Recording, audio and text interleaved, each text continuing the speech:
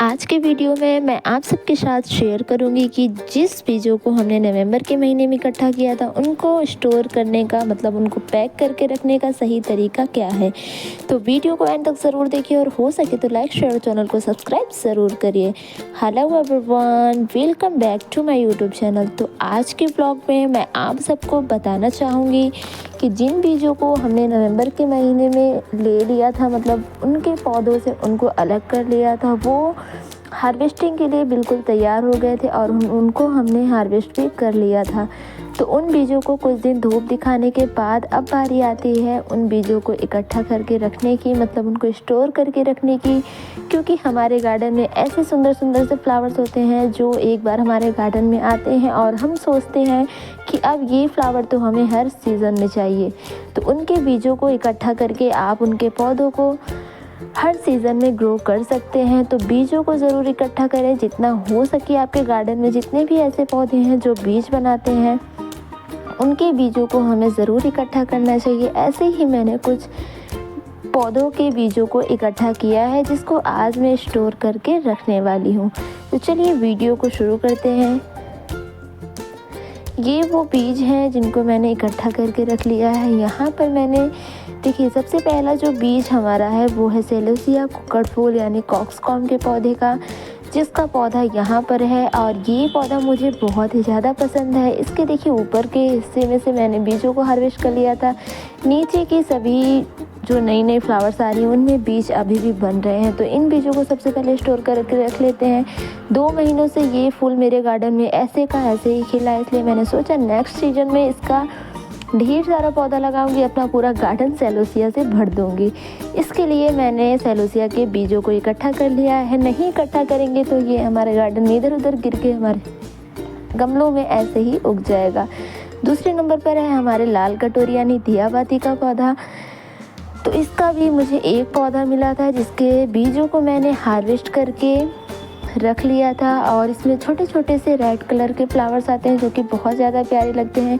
इसमें देखिए 2 बीज भी बनना शुरू हो रहे हैं, लेकिन इनके कच्चे बीजों को हम हार्वेस्ट नहीं करेंगे। बीज जब पूरी तरीके से मैच्योर होकर ब्राउन हो जाएगा तब जाके हम बीजों को हार्वेस्ट करेंगे।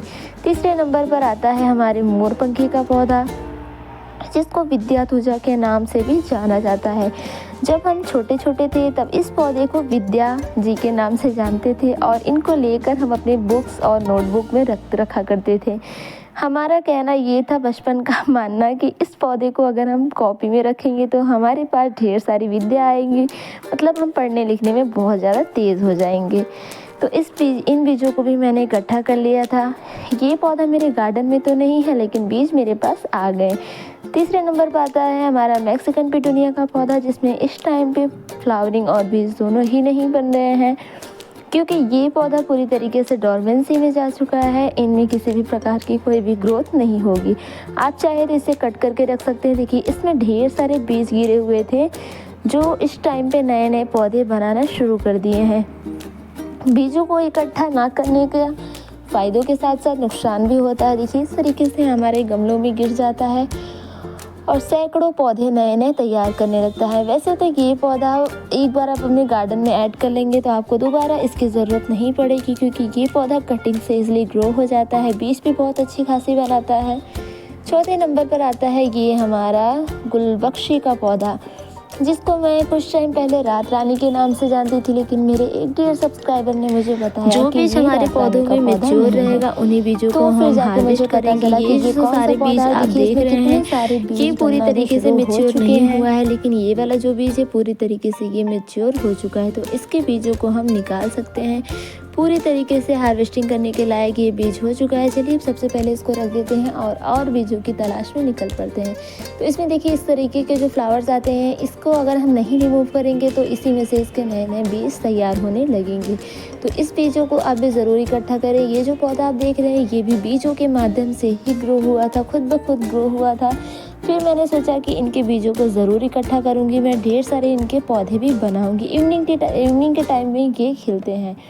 नेक्स्ट आता है हमारा ये कॉस्मॉस का पौधा, जो कि बहुत ही ज़्यादा प्यारा सुंदर सा रहता है। इसमें बहुत सारी वैरायटी और कलर ऑप्शन आप सबको मिल जाएंगे। मेरे पास देखिए येलो कलर का है जिसमें फ्लावरिंग भी हो रही है, नए नए बड्स भी बने हैं और बीज भी बना रहे हैं। तो देखिए इसके एक फूल आज के लिए, इसका बहुत ढेर सारा पौधा था इस गमले में, लेकिन मैंने सारे पौधों को निकाल दिया और एक पौधे को छोड़ दिया। देखिए इसमें इस तरीके के बीज बनते हैं। जब ये पूरी तरीके से ब्राउन हो जाएगा, सूख जाएगा, तब जाके हम इसको निकालेंगे। याद रखिए कभी भी गीले बीजों को उनके पौधों से अलग ना करिए, नहीं तो उनकी जर्मिनेशन पॉइंट जो रहती है वो कम हो जाती है, वो अच्छी तरीके से ग्रो नहीं होते हैं। ये कुछ वो बीज हैं जिनको मैंने मीशो से मंगाया था। ये अच्छी तरीके से ग्रो तो नहीं हुए थे, लेकिन मैं इसको पैक करने का तरीका आप सबको दिखा देती हूँ। देखिए ये किस तरीके से पैक है। सेम इसी तरीके से हम अपने सभी पौधों को भी करेंगे अब पैक। तो पैक करने के लिए हमें क्या क्या चाहिए, सबसे पहले पॉलीथीन ये वाली चाहिए जो कि पूरी तरीके से पैक हो जाती है। एक सेलो टेप चाहिए जो कि कागज़ की है, जिससे पे हमारे पौधों के नाम आराम से लिख सकें, और चाहिए कुछ स्केच पेन जिससे हम पौधों के नाम लिख सकें। देखिए ये वाला पैकेट मैंने पैक कर लिया है। तो इसको मैंने किस तरीके से पैक किया है आइए दिखाती हूँ। सबसे पहले हमें एक इस तरीके का कोई भी पैकेट चाहिए जिसमें जो हमारे मार्केट में आसानी से मिल जाता है। छोटा वाला पैकेट भी चलेगा, मेरे पास छोटा नहीं था इसलिए मैं बड़े बड़े पैकेट्स में इनको पैक कर रही हूँ। तो सबसे पहले मैं पैक करूँगी इस, कौन सा फ्लावर है ये, कॉस्मोस। मैं खुद ही कंफ्यूज हो जाती हूँ। तो इनके बीजों, कॉस्मोस के बीजों को इस तरीके से इसमें डालने के बाद इसको अच्छी तरीके से पैक कर लेंगे। पैक करने के बाद हम इसमें से सेलो टेप निकालेंगे। सेलो टेप निकालने के बाद हम इस पर ऊपर की तरफ चिपकाएंगे। चिपकाने के बाद देखिए हम क्या करते हैं, इस तरीके से तोड़ेंगे। तोड़ने के बाद इस पर अच्छी तरीके से इसको चिपका देंगे, जिससे कि ये एकदम इस पर पूरी तरीके से अच्छे से सेट हो जाए। इस पे सेट होने के बाद अब हम इस पर नाम लिखेंगे। नाम लिखना बहुत ही ज़्यादा ज़रूरी होता है, क्योंकि कभी कभी हमारे पास ढेर सारे जब बीज हो जाते हैं तो हम खुद ब खुद कन्फ्यूज हो जाते हैं कि हमारे मतलब कौन से बीज कौन से फ्लावर का है, कौन सा बीज किस फ्लावर का नहीं है। तो नाम ज़रूर लिखें। नाम लिखने से हमें पता चलता है कि कौन सी वैरायटी के कौन से फूलों का हमारा जो है बीज है।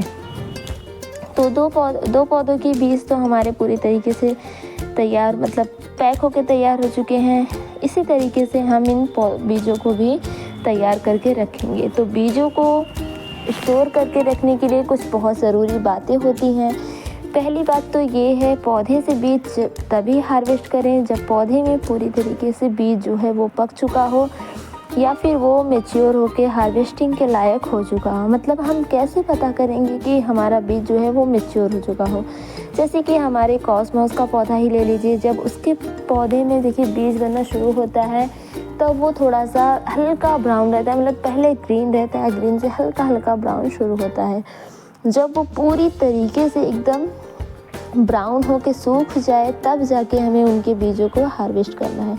इसी तरीके से देखिए ये गुलबख्शी का पौधा था, बीज था मतलब, और उनमें देखिए बहुत ढेर सारे बीज बन रहे थे, बहुत ढेर सारे बीज तैयार हो रहे थे, लेकिन हम उन्हीं बीजों को हार्वेस्ट किया जिन बीजों में मतलब जो बीज पूरी तरीके से मैच्योर हो चुके थे। तो उनमें हरे बीज भी थे और कुछ ऐसे भी बीज थे जो कि हल्के ब्राउन थे, हल्के ग्रीन थे। तो उन बीजों को भी हमें हार्वेस्ट नहीं करना है, हमें ऐसे बीजों को हार्वेस्ट करना है जो पूरी तरीके से एकदम ब्लैक हो चुके हों। तो कोई भी पौधा हो, हमें बीजों को इसी तरीके से हार्वेस्ट करना है। दूसरी बात ये है कि जब बीज अपने पौधे पर ही पक जाते हैं, मतलब मैच्योर हो जाते हैं, तब उनकी जर्मिनेशन जो पॉइंट होती है वो बढ़ जाती है। अगर हम कच्चे बीजों को हार्वेस्ट करके ग्रो करेंगे तो वो बीज हो सकते हैं हमारे ग्रो नहीं होंगे। 90% चांस रहता है उन बीजों के ग्रो ना होने का। तो रिस्क क्यों लेना, जब हमारे गार्डन में फ्री के बीज मिल रहे हैं तो उनको हम क्या ही बताएं, मतलब उन्हें हमें ज़रूर ऐड करना चाहिए अपने गार्डन में। उनसे हमें बीजों को इकट्ठा करना चाहिए। बीजों को इकट्ठा करके आप रख सकते हैं, आप अपने किसी भी फ्रेंड को गिफ्ट भी कर सकते हैं, किसी रिश्तेदार को भी दे सकते हैं, या फिर अगर आपको बीजों को कहीं दूर ले जाना हो तो आप बीजों को ले जा सकते हैं। पौधे को तो इतना दूर ले जाना थोड़ा मुश्किल होता है, लेकिन बीज आराम से पहुंच जाएंगे। तो बीज आराम से पहुंचने के बाद वो बीजों के माध्यम से नए नए पौधे तैयार कर सकते हैं। या फिर कभी ये सोच लीजिए कि किसी बात पे, मतलब ऐसा तो हो ना किसी के साथ, लेकिन किसी कारणवश अगर आपका पौधा सूख गया, मर गया, या फिर ख़राब हो गया तो आप क्या करोगे? फिर से आपको नर्सरी जाना पड़ेगा। तो क्या ही फ़ायदा, इससे अच्छा हम बीजों को इकट्ठा कर लें। अगर हमारे पौधे को कोई नुकसान पहुंचा तो हम जो है बीजों के माध्यम से अपने नए नए पौधों को तैयार कर लेंगे। इन सारे बीजों को पैक करने के बाद एक बीज जो है वो छूट गया था, जो कि था सेलोसिया यानी कि कुक्कड़ फूल का। तो ये जो प्लांट होता है बहुत ही ज़्यादा प्यारा होता है। इसके बीजों को हम फरवरी, मार्च या अप्रैल के महीने तक भी ग्रो कर सकते हैं और दिसंबर आते आते इसमें बहुत ही अच्छी फ्लावरिंग शुरू हो जाती है। और अगर हम पहले से ही पौधे तैयार करेंगे तो उनको पिंच करने का भी टाइम हमारे पास रहेगा, पिंच करके उनको बुशी भी बना सकते हैं। तो देखिए यहाँ पर 6 तरीक़ों के बीज हमने इकट्ठा कर लिए और इकट्ठा करने के बाद इन सारे बीजों को हमने कुछ इस तरीके से पैक कर दिया है। आप भी अपने गार्डन में से फ्री के बीजों को ज़रूर इकट्ठा करें। मीशो से मंगाएंगे बीज तो अच्छी तरीके से वो जर्मिनेट भी नहीं होते हैं, महंगे भी पड़ते हैं। तो क्या फ़ायदा, जब हमें फ्री के बीज मिल रहे हैं तो फ्री के बीजों का फ़ायदा पूरा उठाएं। और ये जो गुलाब आप देख रहे हैं ये 3 दिनों से ऐसे ही मेरे गार्डन में बिल्कुल फ्रेश खिला हुआ है, बहुत ही ज़्यादा प्यारा लग रहा है।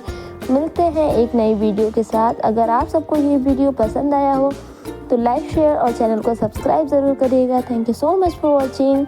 Bye bye, take care.